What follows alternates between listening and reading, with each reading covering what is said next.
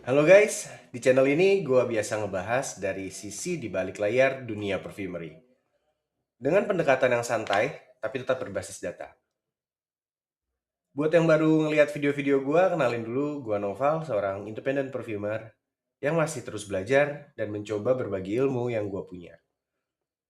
Jadi hari ini kita bakal bedah tuntas kenapa perubahan aroma yang unpredictable dalam sebuah parfum itu bisa terjadi. Materi yang bakal gue share di video ini kepake banget dan menurut gue wajib dikuasai buat lo yang pengen serius mendalami dunia ini.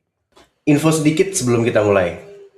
Materi tentang dinamika dan visualisasi aroma yang kita bahas hari ini sebenarnya adalah sebagian dari materi e-course perfumery gue, The Structure of Perfumery, yang bakal segera gue launching dalam waktu-waktu dekat ini. Di sana nanti kita bakal bahas mindset, teknik, dan juga framework sistematis yang selama ini gue gunain buat berlatih. Nah, buat lo yang mau dapat info paling awal atau juga penawaran-penawaran spesialnya nanti, gue saranin isi form waiting listnya dulu. Linknya udah gue tulis di kolom deskripsi ya. Jadi nanti pendaftarannya tuh bakal otomatis gue tutup ketika kuotanya udah gue anggap full. Jadi pastiin lo amanin seat lo dari sekarang. Sebagai seorang perfumer, tantangan terbesar kita itu bukan nyiptain wangi yang enak di detik pertama.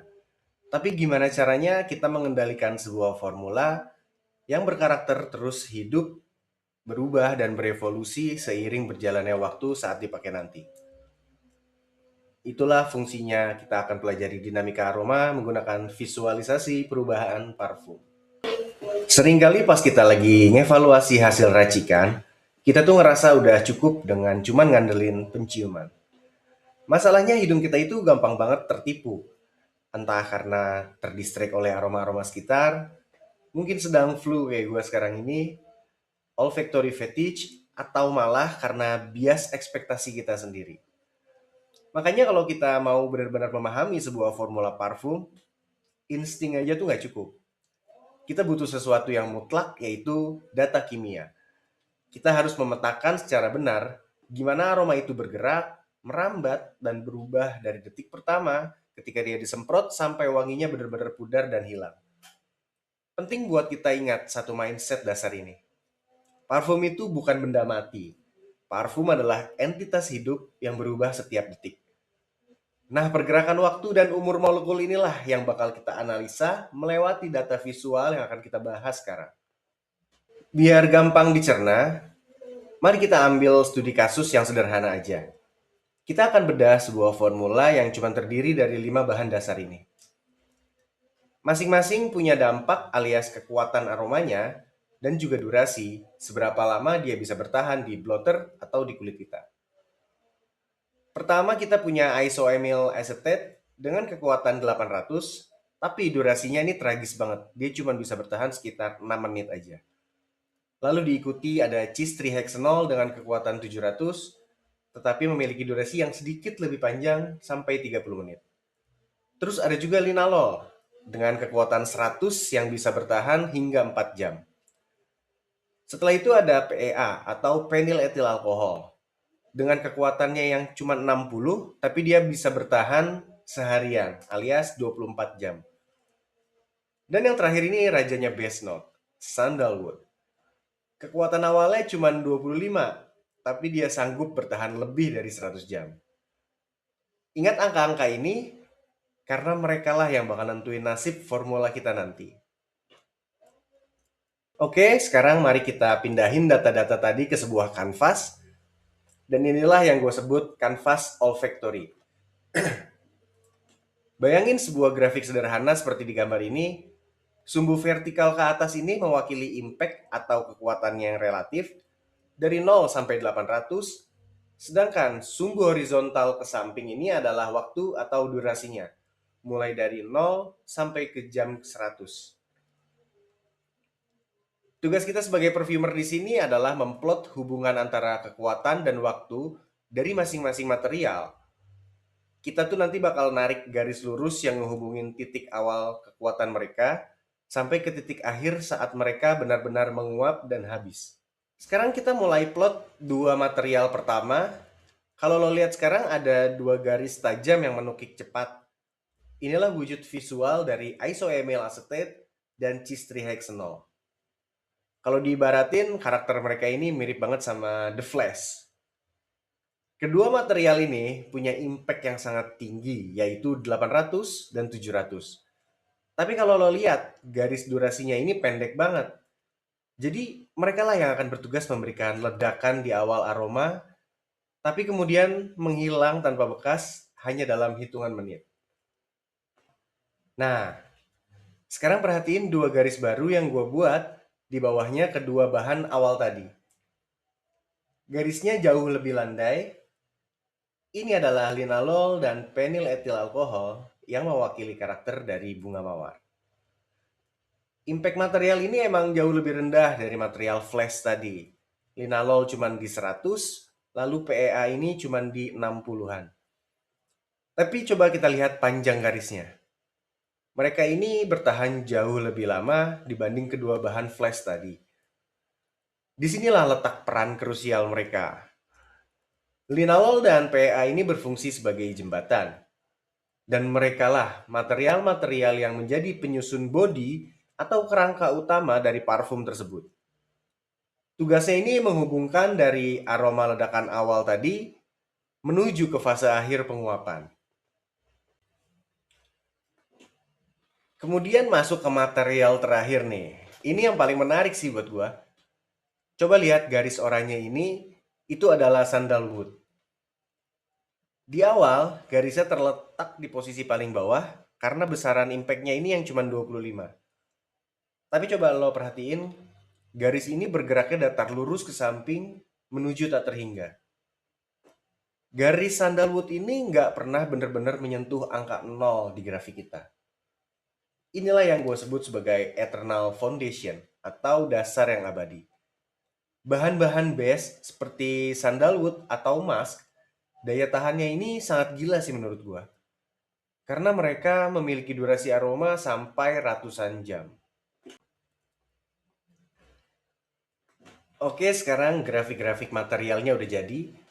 Terus gimana cara kita sebagai perfumer membaca tumpukan garis-garis tadi untuk memprediksi wangi aslinya menggunakan data? Kuncinya ada di satu teknik analisa yang gue sebut sebagai irisan vertikal. Kesalahan gue dulu adalah melihat grafik ini menyamping dari kiri ke kanan. Ternyata salah dan malah bikin gue bingung waktu itu. Kalau lo mau tahu perkiraan aroma racikan lo pada menit atau jam tertentu, lo harus melihatnya ke bawah secara vertikal. Lo akan ambil satu titik waktu dan potong grafiknya dari atas ke bawah. Lalu lihat garis material apa aja yang terpotong dan yang masih tersisa. Oke, daripada bingung kebanyakan materi, mendingan mari kita praktekin langsung ya. Jadi kita akan membuat garis vertikal berwarna putih. Garis tersebut akan kita letakkan di titik awal, di titik menit ke 0. Ini artinya pas parfum ini baru aja di spray. Lihat deh, garis putus-putus itu memotong kelima garis material tadi sekaligus. Artinya apa? Di detik pertama ini, lo lagi ngerasain ledakan penuh. Isoamyl acetate dan cistrihexanol sangat mendominasi aroma parfum lo. Kemudian terlihat ada linalol dan PEA juga tercium dengan dampak yang lebih kecil, artinya mereka tidak mendominasi, tapi kehadirannya sudah terasa. Tapi ada satu fakta penting di sini. Lo lihat garis bahan sandalwood. Aroma tersebut udah hadir dan tercium dari mulai detik pertama ini loh. Kalau lo masih menggunakan acuan piramida, semua bahan yang ada di formula lo seharusnya akan ada di top notes saat lo pertama kali menyemprotnya. Ya, sekarang mari kita geser irisan kita ke menit 30, lalu buat garis potong ke bawah di menit tersebut. Lihat apa yang terjadi. Dengan melihat visual ini, artinya isoamyl dan cistrihexanol ini udah lenyap dimakan waktu. Nilai mereka ini udah 0. Artinya, ledakan fresh di awal tadi yang merupakan dampak dari kedua material The Flash tadi udah habis. Posisi dominan note sekarang ini diambil alih oleh linalol dan diikuti oleh penyl etil alkohol dan sandalwood. Ya, di fase ini racikan lo mengalami transisi pertama. Wanginya nggak lagi tajam, tapi berubah menjadi jauh lebih lembut dengan nuansa floral yang mendominasi.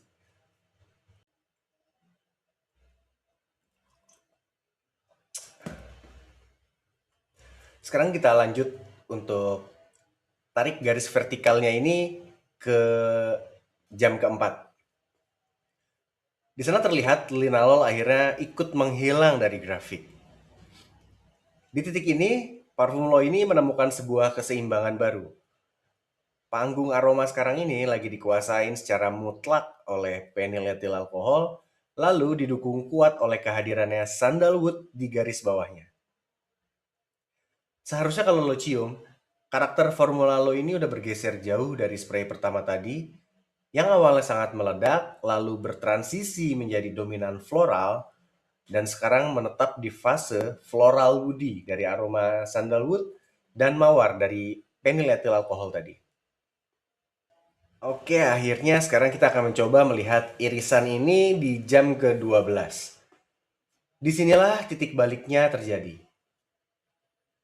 Coba lo perhatiin garis material ungu dari phenylethyl alkohol. Dengan visual tersebut, sekarang kita udah bisa ngebayangin posisinya tuh udah berada di bawah garis materialnya sandalwood. Artinya apa? Sekarang sandalwood udah resmi mengambil alih aroma parfum ini. Profil aroma utama yang tersisa di kulit lo sekarang benar-benar didominasi oleh unsur dasar dari sandalwood. Dengan jejak aroma mawar yang tersisa tipis-tipis sebagai bayangannya. Jadi gimana?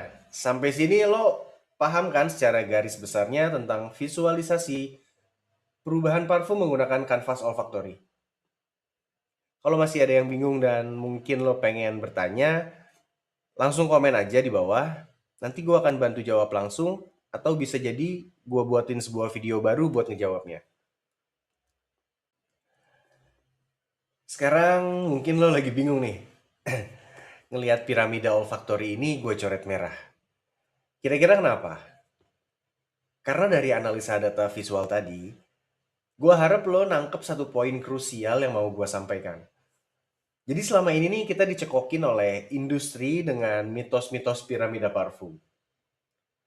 Piramida itu mengajarkan seolah-olah base note kayak material sandalwood tadi, posisinya cuma ada di bawah dan baru muncul di akhir-akhir saja. Padahal dengan grafik vertikal tadi yang baru aja kita buktikan, konsep itu tuh salah besar ya. Sandalwood itu konsisten mulai tercium dari mulai top, middle, sampai base. Hanya saja impact-nya ini yang kecil, jadi sehingga seakan-akan dia tuh dianggap nggak ada di awal. Jadi sekarang lo udah bisa menjelaskan bahwa material-material base note itu sejatinya udah tercium kehadirannya di awal sampai dengan akhir. Bukan hanya tercium di akhir saja seperti yang piramida jelaskan. Yang terjadi di sana adalah pergeseran dominasi aroma dari top sampai ke base. Sekarang semoga lo udah sadar realitanya parfum itu sekompleks itu. Dia nggak cuma terdiri dari 3 level statis, top, middle, dan base. Bahkan parfum itu bukan terdiri dari 50 level sekalipun. Karena setiap molekul di dalam formula itu menguap setiap detiknya, maka profil aromanya juga akan terus berubah setiap saat dan tanpa henti. Jumlah fasenya adalah infinity alias tidak terbatas. Jadi lagi-lagi gue akan bilang, parfum adalah entitas yang hidup.